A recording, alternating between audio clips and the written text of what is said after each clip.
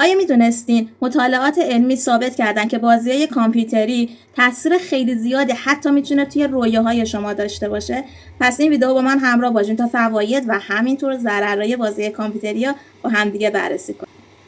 سلام دوستان، نسیم هستم با کانال فاندر. اولین باریه که دارم ویدیو از خودم ضبط میکنم، پس اگه زیاد صوتی دادم دیگه ببخشید.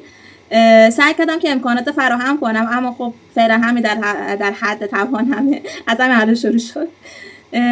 خب این ویدیو میخوام در مورد این موضوع صحبت بکنم. چیزی که شاید خیلی از عمرم درگیرش بودم این بوده که ثابت کنم به آدما که بازی کردن صرفا یه چیز برای سرگرمی آدما نیست و خیلی روی ذهن آدما تاثیر میذاره و میخوام اینا واسه مشخص بکنم که آیا بازی سن مشخصی داره، جنسیت مشخصی داره و اصلا آیا فقط برای سرگرمی شماست یا میتونه توی کل روند زندگیتون تاثیرات خیلی مثبت و همینطور منفی داشته باشه. حالا بیشتر کسایی که توی رنج سنی من هستن شاید این موضوع رو خیلی باهاش برخورد کردیم که از بچگی وقتی کنسول می‌خواستیم یا کامپیوتر بازی می‌کردیم، خیلی اطرافیان مخصوصا خانواده هامون بهمون میگفتن که خب بازی نکنید، وقتتون تلف نکنید، بشینید درس بخونید، از این قبیل صحبتایی که میشد. بزرگتر شدیم، رفتیم وارد دانشگاه شدیم، اونجا هم حتی بازی کردن با اینکه میشه گفت تفکر مردم یکم سطحش بالاتر رفت، اما بازی کردن همچنان به عنوان یه سرگرمی فقط دیده میشد، تا اینکه یکم بیشتر مردم آگاهتر شدن نسبت به این مسئله و شروع کردن دانشمندا به تحقیقاتی که ثابت کرد که بازی کردن میتونه تاثیرات خیلی زیادی روی ذهن انسان‌ها و کلا فعالیت‌های شیمیایی مغز ما داشته باشه. یه سری از همونطور که توی اول ویدیو دیدین در مورد همین رویا هست. شما وقتی که میخوابین، کسایی که خیلی بازی میکنن، مخصوصا حالا بازیایی که رول پلی هست بیشتر، میتونین توی خواب یه کنترل نسبی نسبت به شرایط رویاتون پیدا بکنید. مثلا میتونین خودتون از خواب بیدار کنید یا خیلی از لایه‌های خواب توی ذهن شما تغییر میکنه. اینا بر اساس اطلاعات علمی هستن که دارم باهاتون صحبت میکنم و خب چیز خیلی جالبی هست به نظر من که شما میتونین با بازی کردن یه جوری کنترل مغزتون رو بیشتر از انسان‌های عادی دستتون بگیرید.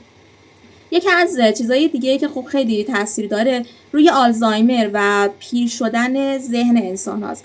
شما وقتی بازی میکنین خب خیلی وقتا توی چالش‌های خیلی بزرگی قرار میگیرین، خیلی وقتا از حافظتون باید استفاده بکنین، از مغزتون استفاده میکنین و از روزمرگی هایی که زندگی ما داره یه جورایی جدا میشین، توی یه دنیای جدیدی میرین و همه اینا باعث میشه که ذهن شما فعال بشه و از روزمرگی فاصله بگیره. یکی از دلایل بزرگ آلزایمر اینه که ذهن دچار یه روزمرگی میشه. شما وقتی کار میکنین در روز، حتی اگه کارتون چالش داشته باشه، هر روز دارین یه سری کارا رو تکرار میکنین.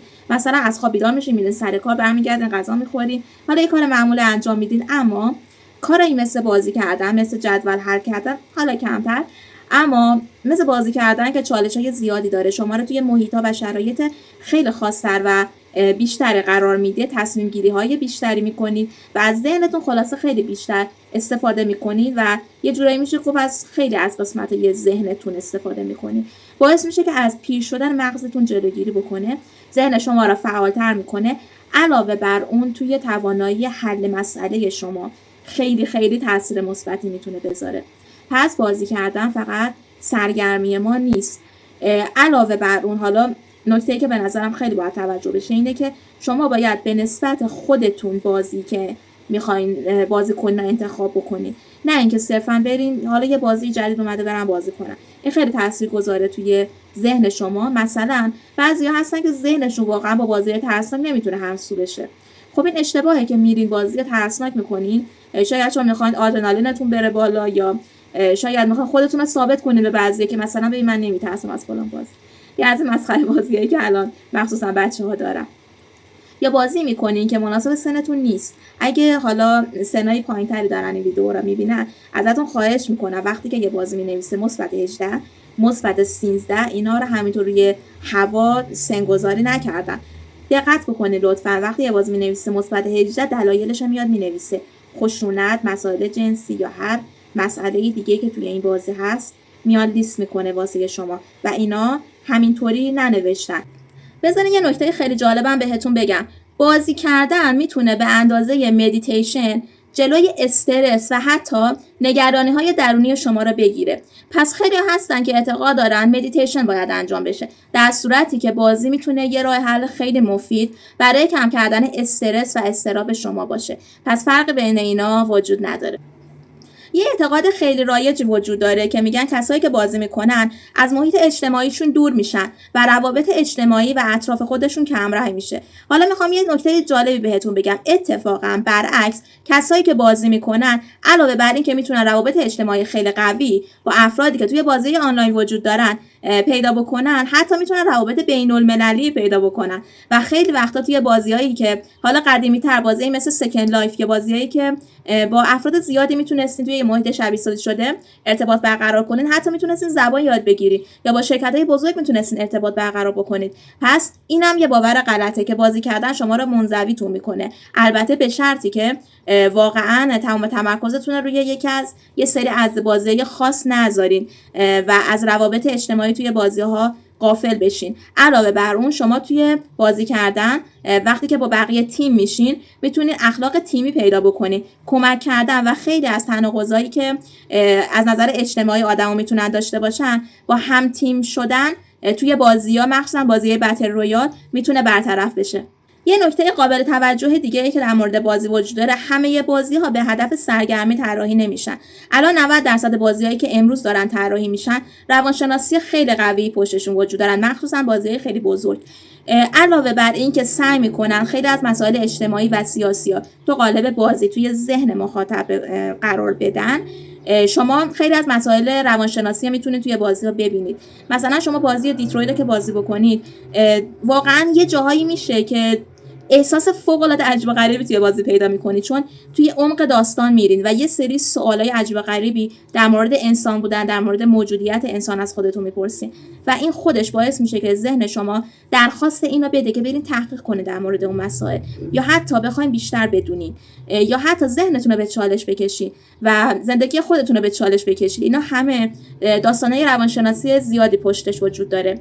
پس حالا اینا حتی بهتون بگم بعضی از بازی‌ها هستن که برای بیماری‌های روانی به خصوصی دارن طراحی میشن و اشخاصی که این نوع بیماری‌ها رو دارن میتونن با استفاده از بازی کردن یه جورایی از اون حالت روحیشون دور بشن. پس خیلی خیلی تاثیر روانی مثبت و یا حتی منفی میتونه روی ذهن آدم‌ها داشته باشه. از این نظر خیلی از بازی‌ها هستن، مخصوصا بازی استراتژیک، که به شما قدرت مدیریت رو یاد میدن. شما میتونید توی شرایط بحرانی یاد بگیرید که چطوری منابعتون رو مدیریت بکنید، یا حتی بازی سبک بقا که یاد میگیرید چه شکلی توی شرایط سخت تصمیم بگیرید و هر تصمیمی که میگیرید ممکنه توی آینده شما و حتی توی چند لحظه بعد شما تاثیرات خیلی بدی بذاره یا حتی تاثیرات خیلی مثبتی بذاره. در نتیجه اینا بهتون قدرت تصمیم گیری توی شرایط سخت یاد میگن و یا مدیریت کردن روی منابع، مدیریت کردن اطرافتون، مسائل مختلف زندگیتون، دشواری‌های زندگیتون و حتی بازی مدیریتی هم میتونه